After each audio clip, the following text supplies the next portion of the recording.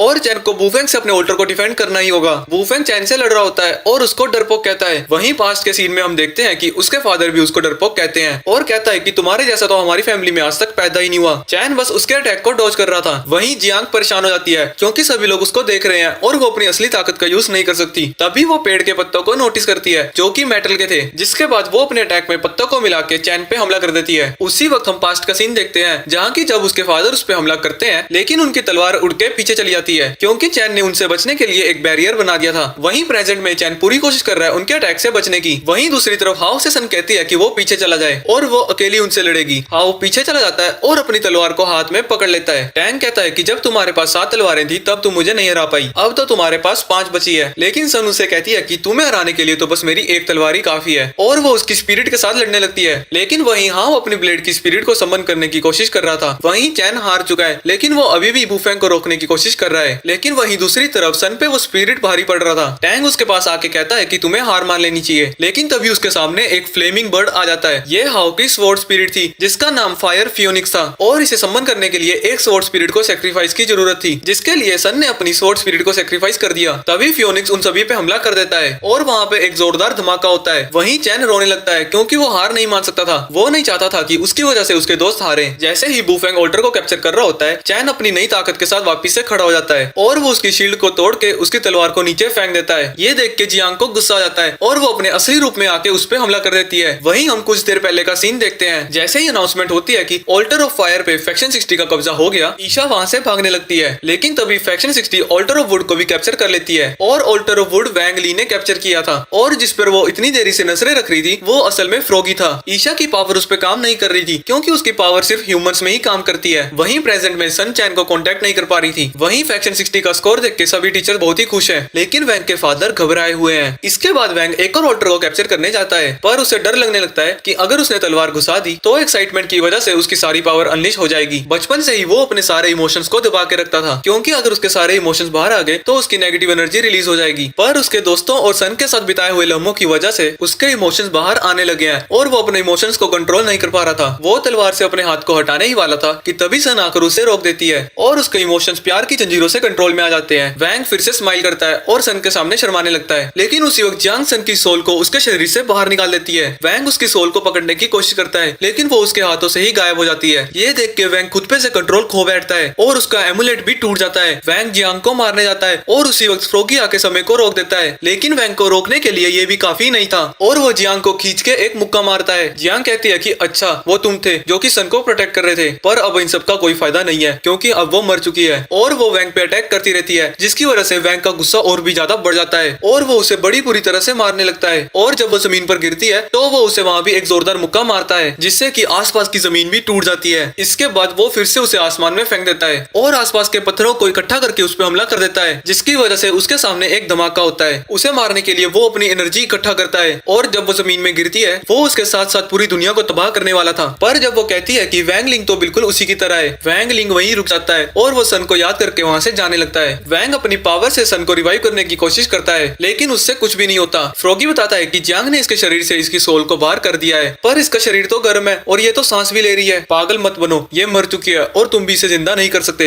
इसका शरीर इसलिए गर्म है क्योंकि मैंने टाइम रोक दिया है, पर टाइम के दोबारा चलते ही वो मर जाएगी। वैंग उसे बचाने के लिए कुछ भी करने को तैयार था। वो अपनी सारी ताकतें भी कुर्बान करने को तैयार है सिर्फ सन को जिंदा करने के लिए। फ्रॉगी कहता है कि अगर तुम चाहते हो तो तुम अपनी लाइफ को फिर से रिस्टार्ट कर सकते हो। इसके बाद वैंग अपनी सारी ताकत को इकट्ठा करके पास्ट को चेंज करना चाहता है ताकि फ्यूचर बदल सके। फ्रॉगी उसे वार्न करता है क्योंकि फ्यूचर को चेंज करना नेचर के लॉस के खिलाफ है और इसकी वजह से वो अपनी सारी ताकतें भी खो सकता है। फ्रॉगी और वैंग कंबाइन हो जाते हैं और फ्रॉगी कहता है कि मैं तो हजारों सालों से जीता आया हूँ, पर आज मैं तुम्हारे लिए अपनी जिंदगी खतरे में डाल रहा हूँ। और जब वो अपनी पावर का यूज करते हैं, वो इस नई दुनिया में पहली बार फिर से स्कूल जा रहा था जहाँ की वो बुली उसे परेशान करने लगते हैं, पर इस बार उसे सन की जगह चैन और हाउ चाने आते हैं। और जैसे ही वैंग ने सन को पैसे दिए थे, वो उन्हें भी पैसे देने लगता है। फिर वो सोचता है कि मैं ऐसा क्यों कर रहा हूँ। और क्लास में भी वैंग को लगता है कि वो सन है, पर वो देखता है कि वो तो कोई और लड़की है। स्कूल से छुट्टी के बाद रास्ते में उसे सनरोंग दिखती है और वो कार का पीछा करने लगता है। वो सनरोंग नहीं बल्कि कोई और थी। वैंगलिंग जैसे हमेशा से चाहता था, वो वैसे ही अपनी पीसफुल लाइफ जी रहा था, पर वैंग की स्पेस की पावर और फ्रॉगी की टाइम की पावर के मिलने से उन्होंने एक नई दुनिया बना ली है और ये नई दुनिया पुरानी दुनिया से सब कुछ एब्जॉर्ब कर रही है और ये पुरानी दुनिया खत्म होने वाली है। वहीं अंडरवर्ल्ड में सनरोंग की सोल पहुंचती है और वहाँ उस दुनिया की नई मोनार्क बैठी है। वो उसे देख के कहती है कि क्या ये किसी इंपॉर्टेंट चीज से रिलेटेड है क्या? एक सेकंड, कहीं ये मास्टर की? और जब वो उसका डीएनए टेस्ट करते हैं, वो 99% मैच करता है। ये देख के वो सभी डर जाते हैं और उसे कहने लगते हैं कि ये तो कुछ भी नहीं है, ये तो बस एक सपना है। इसके कुछ देर बाद वो लड़की कह रही होती है कि ये तो मास्टर की डिसेंडेंट है। तभी वो बंदा कहता है कि जल्दी करो, नहीं तो वो लड़का तीनों दुनिया को तबाह कर देगा। इसके बाद वो जल्दी से सन की सोल को वापस भेज देते हैं। उसे जिंदा देख के स्वॉर्ड स्पिरिट की आंखें खुली की खुली रह जाती है। वो सन को यहाँ जो भी हुआ सब कुछ बता देता है और कहता है कि मास्टर इस बार काफी अलग तरीके से बिहेव कर रहे थे और उन्होंने तुम्हारे लिए पूरी नई दुनिया बना दी। अगर उन्हें जल्दी नहीं रोका गया तो ये दुनिया तबाह हो जाएगी। वहीं इस नई दुनिया में वांगलिंग अपने दोस्तों के साथ उसी जगह पर है जहाँ पर वो और सन डेट पे गए थे और वो अचानक से ही रोने लगता है और फिलहाल उसे भी समझ में नहीं आ रहा था कि वो आखिर दुखी क्यों है। वहीं सन स्वॉर्ड को लेके वांगलिंग की दुनिया पर हमला कर देती है और वो सभी चीजों को डॉज करते हुए वैंग पे तलवार घुसा देती है। ऐसा होते ही वैंग को सन के बारे में सारी यादें वापस आ जाती हैं और चैन कहता है कि जाओ, वो तुम्हारा इंतजार कर रही है। इस तरह से सन वैंगलिंग को वहाँ से बाहर निकाल लेती है और टाइम फिर से रिवाइंड होके उस वक्त पे पहुंच जाता है जहाँ जियांग अपने असली रूप में आने वाली थी। लेकिन इस बार जब वो चैन पे हमला करने जा रही थी, वैंग उसको थप्पड़ मार के जमीन में गाड़ देता है और लास्ट ऑल्टर कैप्चर कर लेता है और इस तरह से फैक्शन 60 जीत जाता है। तभी वहाँ पे सन आ जाती है और वो वैंग से कुछ कहना चाहती है, पर तभी वहाँ मीडिया आके उसको परेशान करने लगती है। वहीं पास्ट के सीन में हम देखते हैं कि वैंग अपनी पावर का यूज करके दुनिया को फिर से रिस्टोर नहीं कर पा रहा था। फ्रॉगी उससे कहता है कि तुमने नेचर के खिलाफ काम किया था, तो ये सब फिक्स करने के लिए सेम रूल्स अप्लाई नहीं होंगे। अगर तुम दुनिया को वापस से रिस्टोर करना चाहते हो तो तुम्हें इन दोनों का यूज करना होगा। तुम्हारे स्वॉर्ड के हमले से जो दुनिया हमने बनाई थी उसका स्पेस और टाइम अलग हो चुका है। तुम इनका यूज करके टाइमलाइन को रिवर्स कर सकते हो, लेकिन ये नॉर्मल टाइम ट्रेवल जैसा नहीं होगा और सनरोंग यहाँ पे जो भी हुआ था वो सब भूल जाएगी। सन कहती है कि मुझे इसकी परवाह नहीं है, कम से कम हम इस दुनिया को तो बचा ही लेंगे और मेरी फीलिंग्स तुम्हारे लिए कभी भी नहीं बदलेगी, चाहे हम किसी भी दुनिया में हो। और वैंग अपनी पावर से टाइमलाइन को रिवर्स कर देता है। वहीं प्रेजेंट में वैंग के फादर आते हैं और फ्रॉगी कहता है कि तुम्हें पता है ना, अगर तुमने ये एमुलेट लगा लिया तो तुम्हारे इमोशन वापिस से सील हो जाएंगे और तुम्हारा सनरोंग के साथ रिलेशन आगे नहीं बढ़ पाएगा। वैंग कहता है कि मैं दुनिया में शांति चाहता हूँ और उसके डैड उसके ऊपर एमुलेट लगा देते हैं। वहीं इमोर्टल्स आके जियांग को पकड़ लेते हैं और मिस जाए स्टूडेंट्स को डांट लगाने लगती है क्योंकि वो हार गए थे। तो इस सीरीज का पार्ट 1 यहीं खत्म होता है और पार्ट 2 को देखने के लिए वीडियो को सब्सक्राइब कर लेना और वीडियो को लाइक करना मत भूलना। Thank you.